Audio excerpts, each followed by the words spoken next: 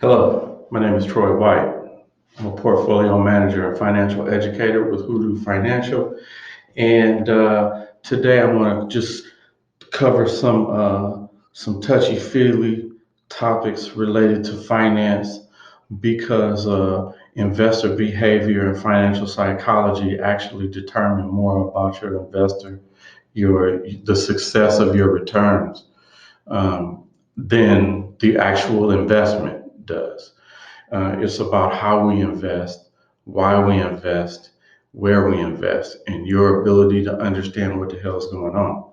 So I want to touch on those issues, and let's dive into it. All right. So my topic is, how do riches come to you? How do riches come to you? Okay. Um, First off, let's touch on the word riches because it's very interesting topic.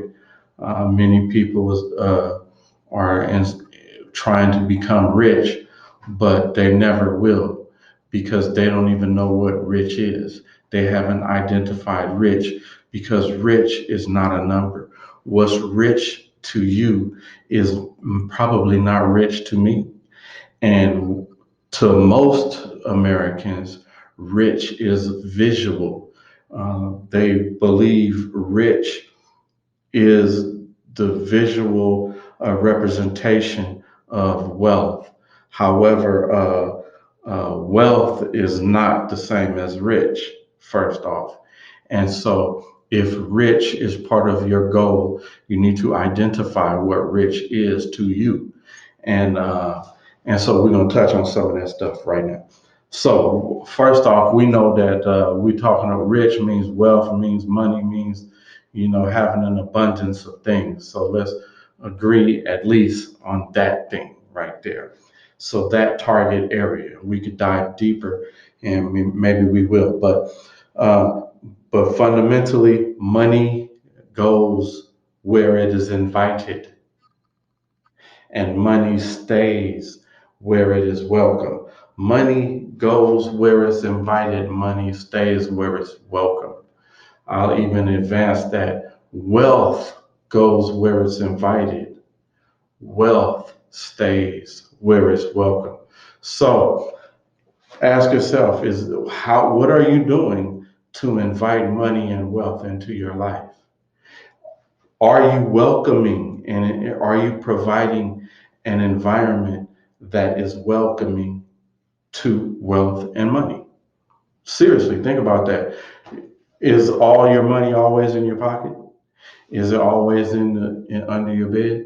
Is it always in the cars and the rims? Is it in the gold chain around your neck? So I would advance to you that those are not representations of wealth. Those are not the foundation of accumulation of wealth. That's not creating the conditions where wealth will say, hey, I like to hang out here, because it can't. It's not enough. You can't hang enough around your neck. Your pocket's not big enough to hold it. You can't just keep putting money in apartments and in closets and in shoe boxes and stuff like that. You start to need to accumulate real wealth, putting money to work. Money that sits around on your neck, that sits around on your shoe box and stuff, is not working for you. It's losing money. We have a thing called inflation. Inflation is like a termite, eats away at your wealth constantly. So your money has to be keeping up with inflation, has to be outpacing inflation, running away from inflation, and trying to run faster than inflation. Okay, so a diversified stock market portfolio is like a welcome mat to wealth. It is the conditions that are creating conditions that wealth will say, hey, I like it here. This is a house built for me to kick it in. So we need them to want to come in to listen to your music in your house. You need to build the accounts that are that way, and put in the things, and you need to make the portfolio comfortable for that asset, for those assets to come in to fit in your diversified portfolio. And so And so another point I wanted to touch on, the gamut of riches, right? Go from, poverty to, this outrageous overabundance. That's what exists in our world, in our economy, and people go from rags to riches in a short amount of time. And it's never an overnight success. It's always hard to get there. We're not talking about hitting a lotto and stuff like that. So, it's you're never out, but this acronym stands out to me when you consider that factor. The gamut, the range of, and the acronym is for poor. What is poor? Poor is passing over opportunity repeatedly, passing over opportunity repeatedly. So that's, the acronym for. And so that reminds me of, or dovetails into, well, we're not going to pass over opportunity repeatedly, because, with my clients or students, whatever you call them, I'm constantly teaching how to be on the lookout for opportunity, how we can take advantage of opportunities, what I see as an opportunity. And fundamentally, we do that through a process that is learn, plan, invest. So no matter what you are involved in, we're going to need to engage in those activities. We're going to need to improve our education on that endeavor, whatever it is. We're going to have to plan out that endeavor, and we're going to have to invest in terms of our money, our time, our efforts, our energy, and our attention. So that's with anything, and so it certainly is with your wealth. It's not up to the service providers that you work with. We are here to help you amass your wealth the best way you want to. So the more you engage with us, finance professionals, the better we can help you fundamentally, and the better off you will be. But you're guiding it. You're guiding it. This is your ship. It's your wealth. It's your future. It's your family. So that dovetails into the next topic I wanted to cover, was financial psychology and investor behavior. These are truly the key determinants of your success. It's not how much you invest. It's not where you invest. It's not the returns you receive. It's the financial psychology, investor behavior I just mentioned. Be passing over opportunity repeatedly because you didn't have the financial psychology that allowed you to be on the lookout and to know what an opportunity is, to understand how to dive in and take advantage of an opportunity, and how to react to conditions that created opportunities. It's all of the above and a mix of it in between. And investor behavior. Do you run from an opportunity? Are you scared? Are you too scared to participate? Are you dooming yourself to poverty because you're scared to step out? And the only way to fight investor fears is through education. The only way to improve your investor psychology, your financial psychology, investor behavior is through education, financial literacy. What is education when it comes to finance? Financial literacy. You need to understand the moves to make. One thing I can always guarantee, because you can't make many guarantees in finance, is I guarantee the stock market will go up and back down, and again and again and again and again and again. Just keep doing those over and over and over. And so, the question to you is, okay, you know that going in, that's the historical fact. So what are you going to do about that? How does your investing incorporate the fact that the stock market goes up and down? Investor psychology and financial psychology, investor behavior is your behavior, not just your understanding of what. First, you need to understand, but then your behavior. You need to act. What do you do about that? Do you just, wow, okay, now I know that information? Now I know I don't have to be so scary.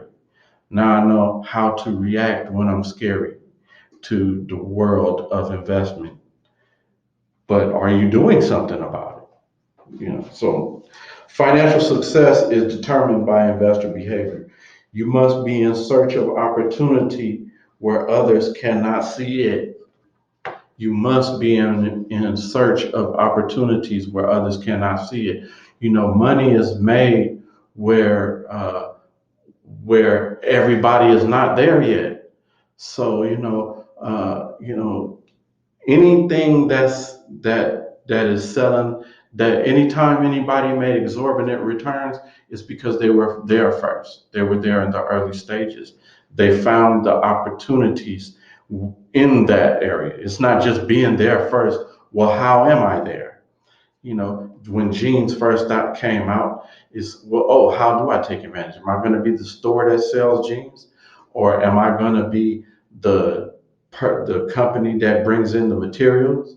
And where we used to sell tents with them, now we're going to sell jeans with the material. Or am I going to be hire the seamstress to design the jeans?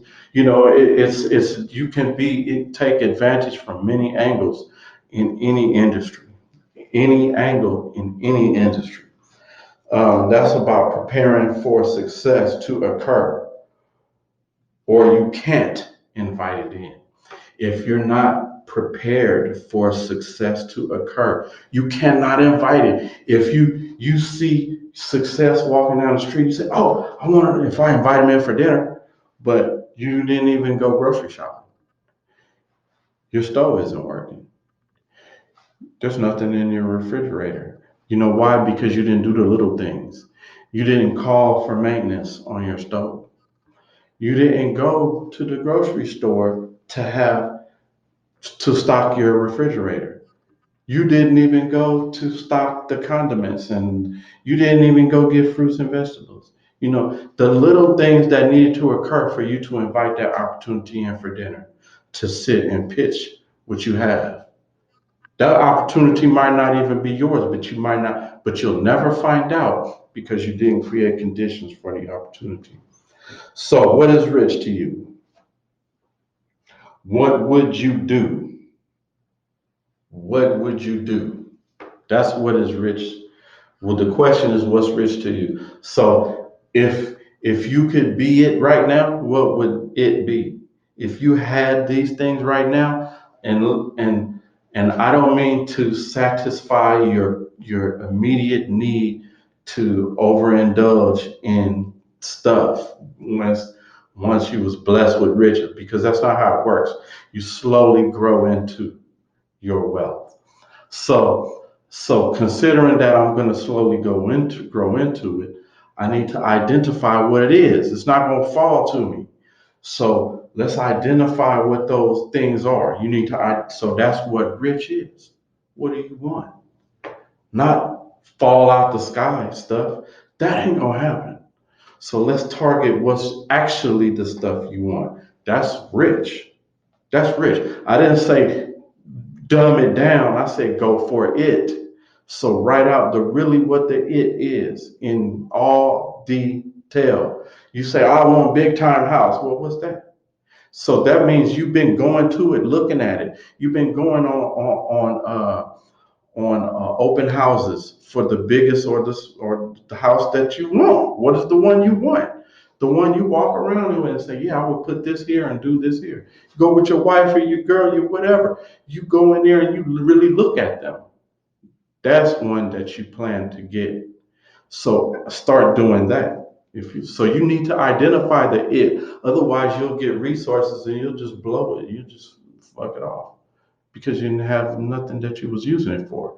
It was just fantasy. I just want to be rich. That's not good enough no more. It's not good enough.